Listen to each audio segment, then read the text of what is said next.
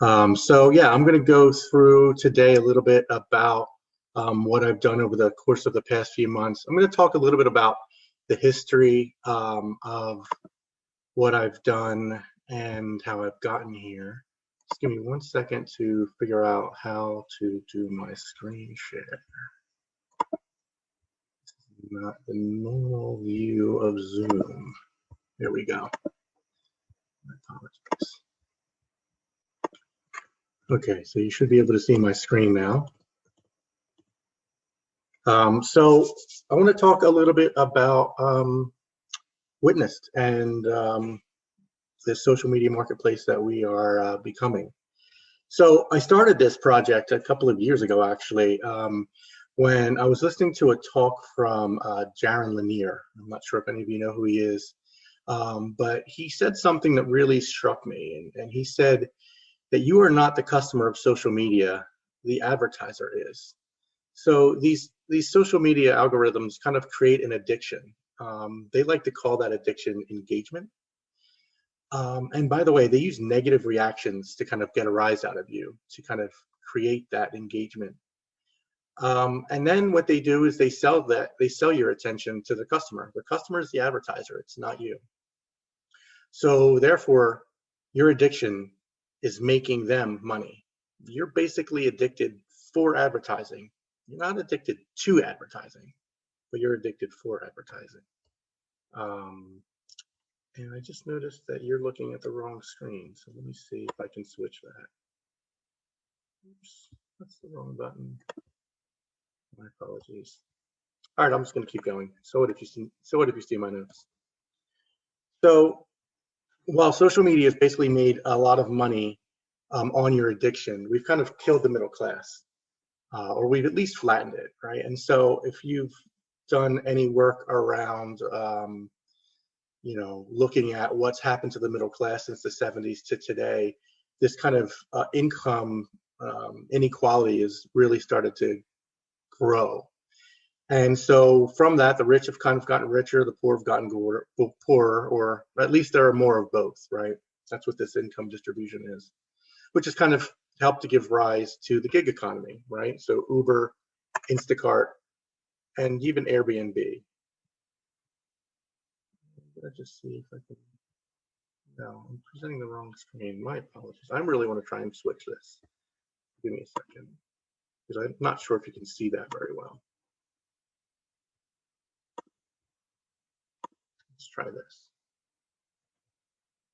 Hopefully this will be better for you now so you can see the full screen. Okay, so we know that we have that, and it didn't seem to work, but I'm just going to keep going. So my first thought was, instead of creating funding a social media company with your addiction, why don't we fund it through a marketplace?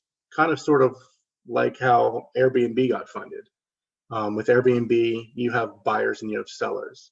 So that's what we decided to try and do, to create a marketplace to bring these buyers, which are companies, and sellers, which are consumers, together. So that's what we did. We created Witnessed, which is a location-based social media network where our users get paid to post. We're actually paying people in Nexus cryptocurrency. So every time you post, you get a fraction of a coin. And then we take your videos and we curate them based on the place or the event that you witnessed it at. Companies can then find those videos and purchase them for their advertising campaigns, or for their video productions, or for their news, and you get paid for it. So we're creating a gig economy for user-generated content. Well, at the same time as I was doing this, NFTs really exploded, mostly in the art and collectibles world. And by the way, that last presentation, I love what he's done. That's really great. I'm gonna definitely link up with you and have some conversations. But what about in business, right? So do we have any NFTs? Can they be used in businesses? We all know that they're built on the blockchain. We know that the blockchain is immutable. One thing that I love about the Nexus blockchain is how it's got the 3D chain with its quantum resistance, I think it's really future-proofed. So knowing that the blockchain and NFTs are kind of perfect for recording information on this immutable ledger, how do we use them in business? And more specifically, how can they be used in the social media network? Social media networks have their own challenges, right? There's this, from a business perspective, there's a cost challenge, right? As more advertisers join in, it's more expensive and you get less return on your investment. It's pay to play, and the pay is going to go up and up and up. Also, a result of it is you've got this amazing amount of user-generated content, but it's really hard for people to find. I mean, hashtags work to an extent, but not everybody uses hashtags. So how do companies find that content to use it? And then once they do find it, how do they clear it? You know, if you guys are familiar with the Anheuser-Busch lawsuit, they had a contest that they ran and used somebody's image, and now they're suing them. And that lawsuit is ongoing. So, you know, we've got an issue there. Well, that's where we came in to start to solve those problems. You know, we solved them in a couple of ways. One, our content is curated by location. So you can go to a location and see all of the videos posted there. That makes it really easy for businesses to find. Businesses have the ability to see that, but also from just a social networking perspective, we're really the first social media network that is built on your location. So when I open up the app, what I'm looking at is content that's based off of what's around me. There's a local feed. What that means is that I get more relevant information. It's also better because I might see something that's posted at a place that I've never been to, or an event that I didn't even know was happening. So I can really start to experience what's going on in the world around me. From a business's perspective, when you record those videos and tag it to them, they get to see all of those in one single location. And then once they're there, they can, you know, utilize them and purchase them for use in their advertising campaigns or however they really see fit. And when they do that, we create an NFT out of it, and therefore they get some digital rights because we're clearing it by using these NFTs, and the person who created the video actually gets paid. So it's not just the creation of an NFT that's then really traded in the secondary market. It's the creation of an NFT for digital rights management. So what's next for what we're doing? The next couple of things I'm looking at working on are creating a pro creator community. This is in beta. We just launched it. We haven't really gotten many users yet of the social network. I'm just now focused on building that community. And in order to be able to support that community, because I really believe that the sellers come first, the first thing we're going to do is create a pro creator community. And what we're going to do there is allow pro creators to create memberships so that way they can charge for premium content.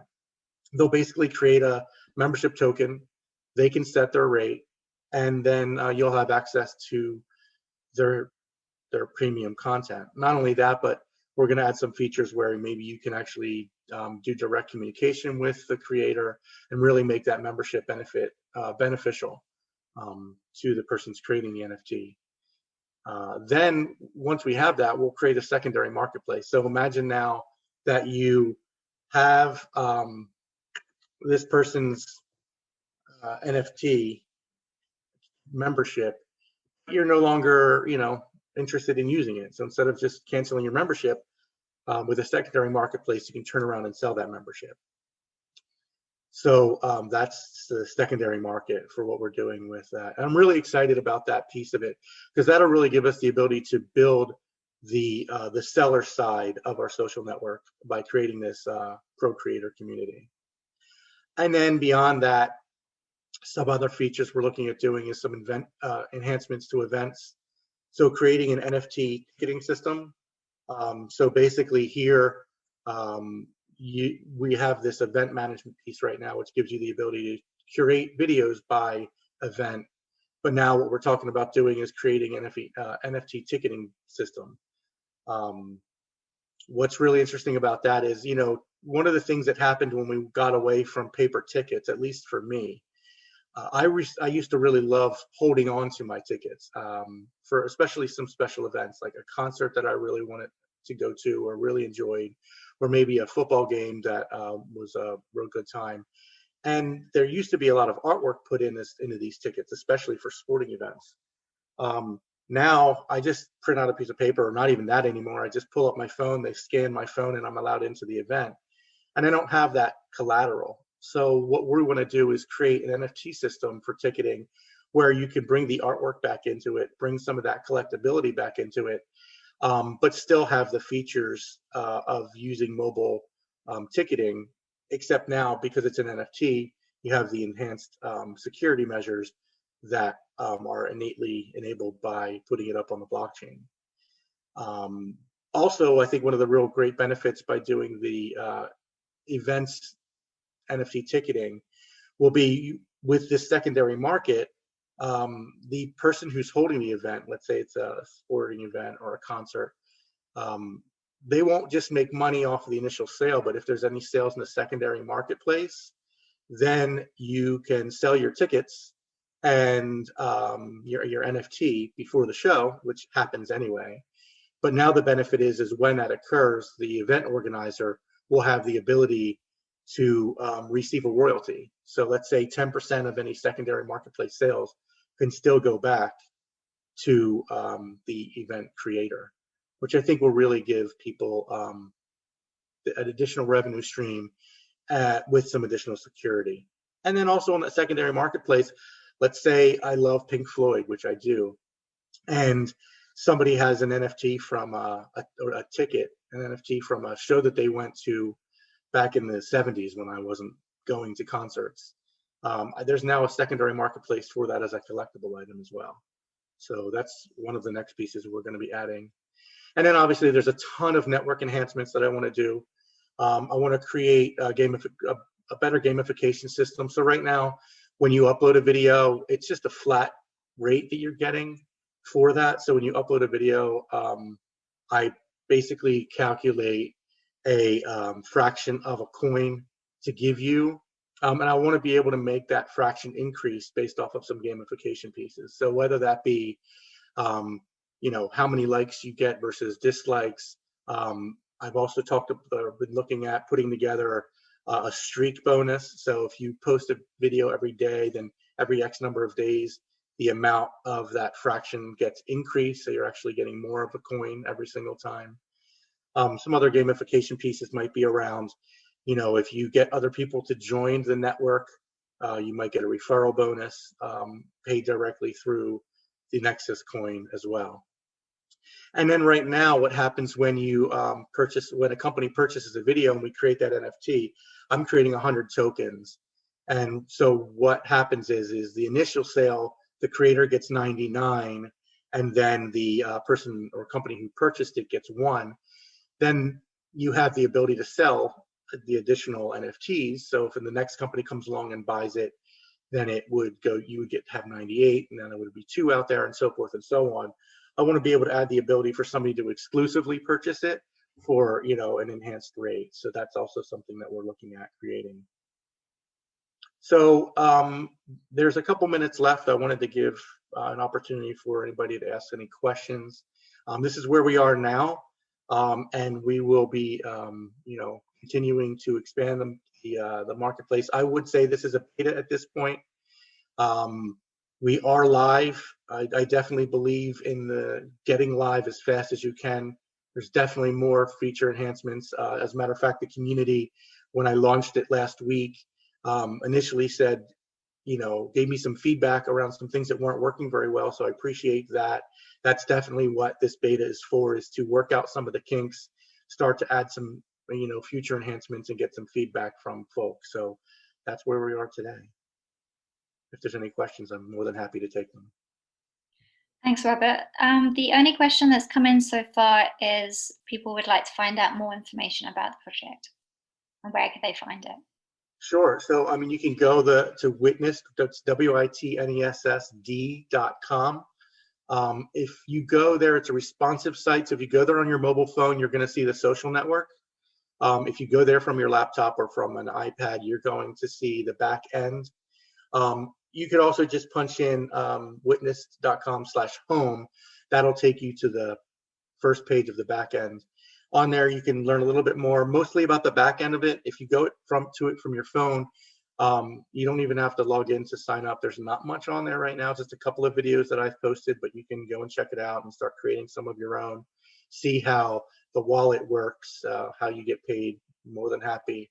If you have any questions on that main site, there is a chat that comes directly to me. It's not a bot. Or you can also email me at explore@witness.com. Brilliant. Thank you so much, Robert. No problem. Thank you.